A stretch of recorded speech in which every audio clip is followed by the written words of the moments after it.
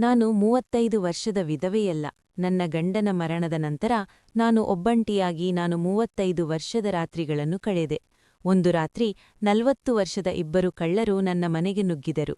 ನಾನು ಎಚ್ಚರವಾದಾಗ ಅವರು ಕದಿಯುವುದನ್ನು ನಾನು ಹಿಡಿದೆ. ನಾನು ಒಬ್ಬಂಟಿಯಾಗಿರುವುದನ್ನು ಕಂಡು ಅವರು ನನ್ನನ್ನು ತುಂಬಾ ಭಯಭೀತಗೊಳಿಸಿದರು. ಇಡೀ ರಾತ್ರಿ ನಾನು ಭಯಭೀತನಾಗಿದ್ದೆ. 35ನೇ ವಯಸ್ಸಿನಲ್ಲಿ ನಾನು ಸಂಪೂರ್ಣವಾಗಿ ಒಂಟಿಯಾಗಿದ್ದೆ. ನನ್ನ ಪತಿ ಸೈನ್ಯದಲ್ಲಿ ಸೇವೆ ಸಲ್ಲಿಸಿ 1 ವರ್ಷದ ಹಿಂದೆ ನಿಧನರಾದರು ಮತ್ತು ನಮಗೆ ಮಕ್ಕಳಿರಲಿಲ್ಲ. ಹಾಗಾಗಿ ನಾನು ಒಂದು ಸಣ್ಣ ಪಟ್ಟಣದಲ್ಲಿ ವಾಸಿಸುತ್ತಿದ್ದೆ. ನಾನು ಬೆಳಿಗ್ಗೆ ಮಕ್ಕಳಿಗೆ ಕಲಿಸಲು ಹೋಗುತ್ತಿದ್ದೆ. ಆದರೆ ಕೆಲಸದಿಂದ ಹಿಂದಿರುಗಿದ ನಂತರ ಸಮಯ ಕಳೆಯುವುದು ತುಂಬಾ ಕಷ್ಟಕರವಾಯಿತು. ನಾನು ಯೋಚಿಸಿದೆ, ನನ್ನ ವಯಸ್ಸು ಎಷ್ಟು? ಹಾಗಾಗಿ ನಾನು ಜಿಮ್ಗೆ ಸೇರಿಕೊಂಡೆ. ನಾನು ಪ್ರತಿದಿನ ಶಾಲೆಯ ನಂತರ ಜಿಮ್ಗೆ ಹೋಗಿ 1 ಗಂಟೆ ವ್ಯಾಯಾಮ ಮಾಡುತ್ತಿದ್ದೆ. ಅದು ನನಗೆ ಸ್ವಲ್ಪ ಸಮಯ ಕಳೆದುಕೊಳ್ಳಲು ಸಹಾಯ ಮಾಡುತ್ತದೆ. ನನ್ನ ಸಮಯದಲ್ಲಿ ಒಬ್ಬ ವ್ಯಕ್ತಿ ಜಿಮ್ಗೆ ಬರುತ್ತಿದ್ದನು ಮತ್ತು ಆಗಾಗ್ಗೆ ನನ್ನನ್ನು ನೋಡುತ್ತಿದ್ದನು. ಯಾರಾದರೂ ನನ್ನ ಉಪಸ್ಥಿತಿಯನ್ನು ಅನುಭವಿಸಿದ್ದಾರೆಂದು ನನಗೆ ಸಂತೋಷವಾಯಿತು, ಏಕೆಂದರೆ ನನ್ನನ್ನು ನೋಡಲು ಅಥವಾ ನನ್ನನ್ನು ಮೆಚ್ಚಿಸಲು ಯಾರೂ ಇರಲಿಲ್ಲ. ನಾನು ವ್ಯಾಯಾಮವನ್ನು ತಪ್ಪಾಗಿ ಮಾಡಿದಾಗಲೆಲ್ಲ ಅವರು ಬಂದು ಸರಿಯಾದ ವಿಧಾನವನ್ನು ತೋರಿಸುತ್ತಿದ್ದರು ಮತ್ತು ಅದು ನನಗೆ ಧೈರ್ಯ ಮತ್ತು ಆತ್ಮೀಯತೆಯ ಭಾವನೆಯನ್ನು ನೀಡಿತು. ಆಗ ನಾನು ಎಷ್ಟು ಒಂಟಿಯಾಗಿದ್ದೇನೆ, ನನ್ನ ಸರ್ಕಾರಿ ಕೆಲಸವನ್ನು ಹುಡುಕುವಲ್ಲಿ ನಾನು ಎಷ್ಟು ಒಂಟಿಯಾಗಿದ್ದೇನೆ ಎಂದು ನನಗೆ ಅರಿವಾಯಿತು. ನನ್ನ ಹೆಸರು ಸುಮನ್. 24ನೆಯ ವಯಸ್ಸಿನಲ್ಲಿ ನಾನು ಸರ್ಕಾರಿ ಶಿಕ್ಷಕನಾಗಿ ಕೆಲಸ ಪಡೆದುಕೊಂಡೆ. ಸರ್ಕಾರಿ ಪರೀಕ್ಷೆಗಳಲ್ಲಿ ಉತ್ತೀರ್ಣನಾಗುವುದು ಸುಲಭವಲ್ಲ ಎಂದು ನನಗೆ ತುಂಬಾ ಸಂತೋಷವಾಯಿತು. ನನ್ನನ್ನು ಮನೆಯಿಂದ ದೂರವಿರುವ ಹಳ್ಳಿಗೆ ನಿಯೋಜಿಸಲಾಯಿತು ಮತ್ತು ಕ್ರಮೇಣ ನನ್ನ ಕೆಲಸವನ್ನು ಆನಂದಿಸಲು ಪ್ರಾರಂಭಿಸಿದೆ. ರಾತ್ರಿಯಲ್ಲಿ ಮಾತ್ರ ನನಗೆ ನಿಜವಾಗಲೂ ಒಂಟಿತನ ಅನಿಸಿತು. ವರ್ಷಗಳು ಕಳೆದವು ಮತ್ತು ನನ್ನ ಹೆತ್ತವರು ನನ್ನ ಮದುವೆಯ ಬಗ್ಗೆ ಚಿಂತಿಸಲು ಪ್ರಾರಂಭಿಸಿದರು. ಆದರೆ ನಾನು ಮದುವೆಯಾಗಲು ಬಯಸಲಿಲ್ಲ, ಏಕೆಂದರೆ ನಾನು ಈ ಕೆಲಸವನ್ನು ಬಿಡಲು ಸಾಧ್ಯವಾಗಲಿಲ್ಲ. ನಂತರ ಆ ಹಳ್ಳಿಯ ಒಂದು ಕುಟುಂಬದಿಂದ ಒಂದು ಪ್ರಸ್ತಾಪ ಬಂದಿತು. ಹುಡುಗ ಸೈನ್ಯದಲ್ಲಿ ಸೇವೆ ಸಲ್ಲಿಸುತ್ತಿದ್ದನು ಮತ್ತು ವರ್ಷಕ್ಕೆ 3 ತಿಂಗಳು ಮನೆಯಲ್ಲಿಯೇ ಇದ್ದನು. ಉಳಿದ ಸಮಯದಲ್ಲಿ ಕರ್ತವ್ಯದಲ್ಲಿದ್ದನು. ನಾನು ಪ್ರಸ್ತಾಪವನ್ನು ಇಷ್ಟಪಟ್ಟೆ ಮತ್ತು ಒಪ್ಪಿಕೊಂಡೆ. ಆಗ ನನಗೆ 26 ವರ್ಷ. ನನ್ನ ಗಂಡನ ಜತೆಗೆ ನನ್ನ ಅತ್ತೆ ಮತ್ತು ಒಬ್ಬ ಸೋದರಮಾವ ನನ್ನೊಂದಿಗೆ ವಾಸಿಸುತ್ತಿದ್ದರು.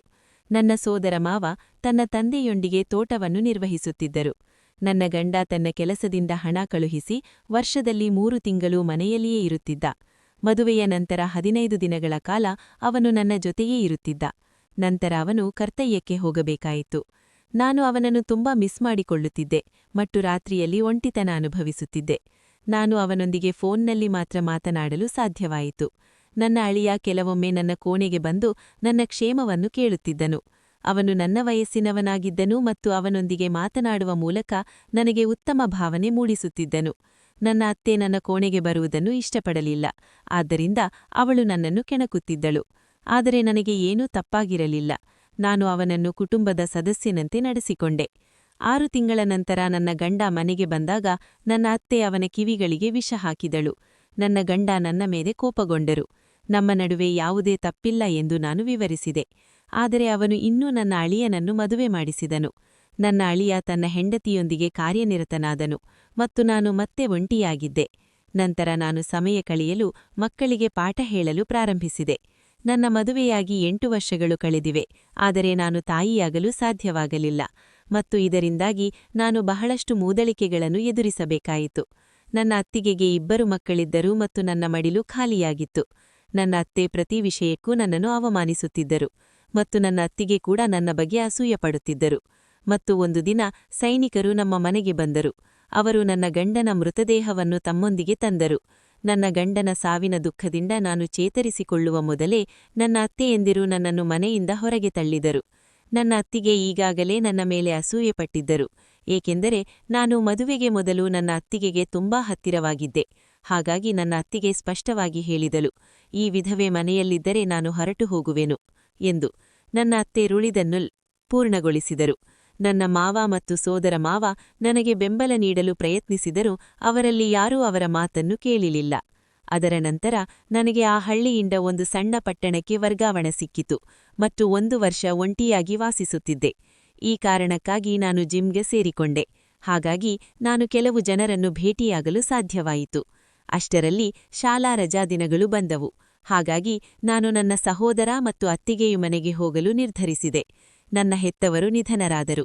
ಈಗ ನನಗಿಂತ 4 ವರ್ಷ ದೊಡ್ಡವನಾದ ನನ್ನ ಸಹೋದರ ನನ್ನ ಏಕೈಕ ಆಸರೆಯಾಗಿದ್ದನು.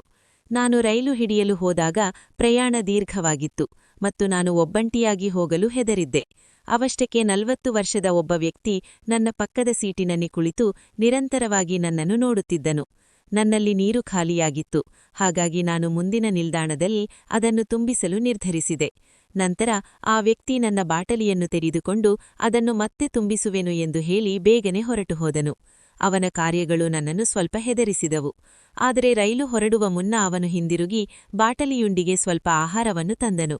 ನಾನು ಅಪರಿಚಿತರಿಂದ ಏನನ್ನೂ ಸ್ವೀಕರಿಸಲು ಹೆದರಿದ್ದೆ, ಆದರೆ ಅವನು ತಾನೇ ತಿನ್ನಲು ಪ್ರಾರಂಭಿಸಿದನು.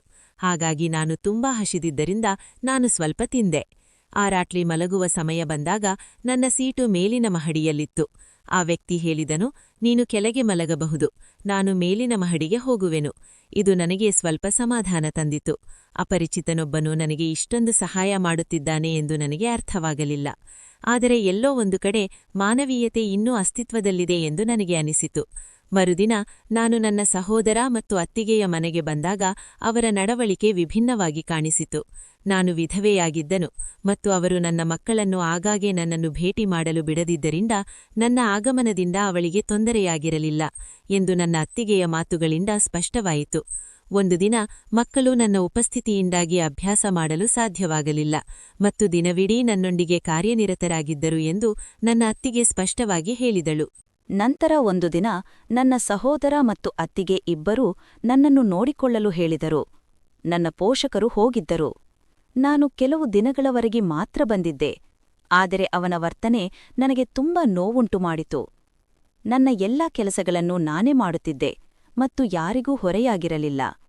ಆದರೂ ಅವನ ಮೂದಲಿಕೆಯಿಂದ ಬೇಸತ್ತು ನಾನು ಬೇಗನೆ ನನ್ನ ವಸ್ತುಗಳನ್ನು ಪ್ಯಾಕ್ ಮಾಡಿ ಮನೆಗೆ ಮರಳಿದೆ.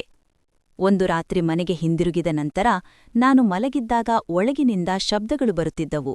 ಅದು ನನ್ನನ್ನು ಎಚ್ಚರಗೊಳಿಸಿತು. ನನ್ನ ಹೃದಯ ಭಯದಿಂದ ಬಡಿಯಿತು. ನಾನು ಡ್ರಾಯಿಂಗ್ ರೂಮಿನ ದೀಪವನ್ನು ಆನ್ ಮಾಡಿದಾಗ ಇಬ್ಬರು ಮುಖವಾಡ ಧರಿಸಿದ ವ್ಯಕ್ತಿಗಳು ಒಳಗೆ ನಿಂತಿರುವುದನ್ನು ನಾನು ನೋಡಿದೆ, ಬಹುಶಃ ಕದಿಯುವ ಉದ್ದೇಶದಿಂದ.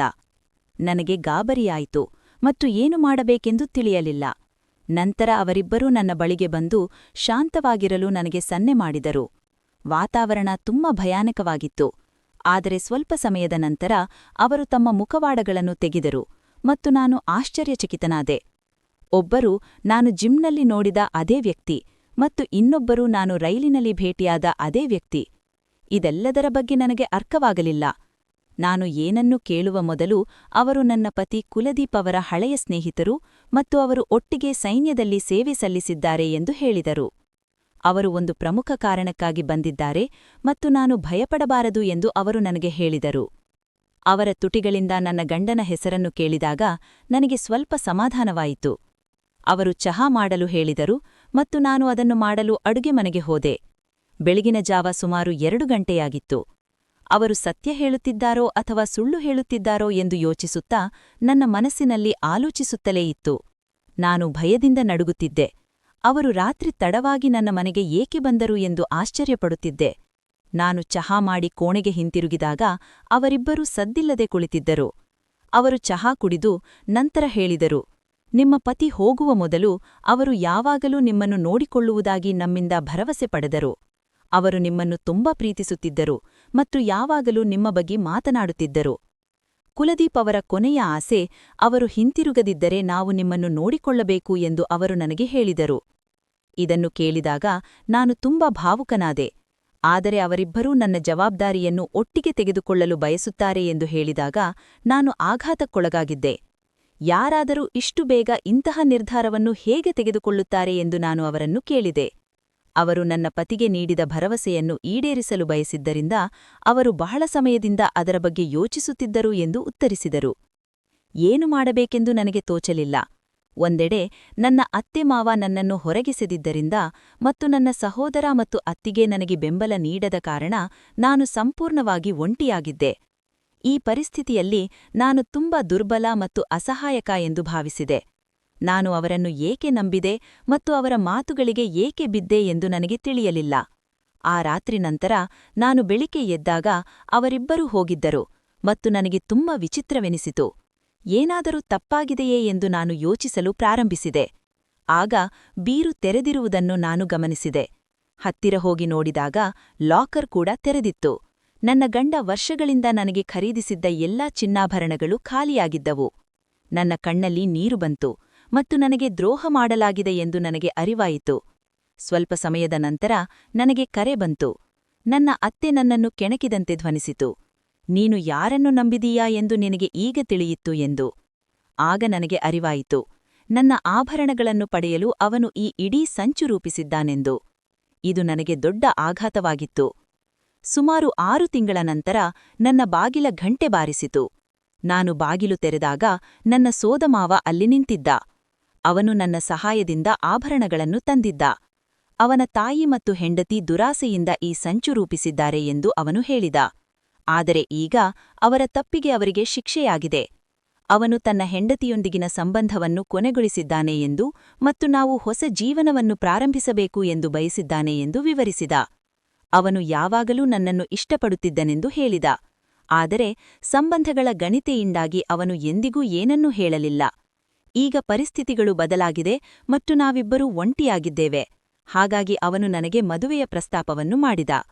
ಬಹಳ ಯೋಚಿಸಿದ ನಂತರ ನಾನು ಒಪ್ಪಿಕೊಂಡೆ, ಏಕೆಂದರೆ ಅವನು ನನಗೆ ಬೆಂಬಲಿಸಿದ ಏಕೈಕ ವ್ಯಕ್ತಿ ಮತ್ತು ನಾವು ಒಟ್ಟಿಗೆ ಹೊಸ ಜೀವನವನ್ನು ಪ್ರಾರಂಭಿಸಿದ್ದೇವೆ.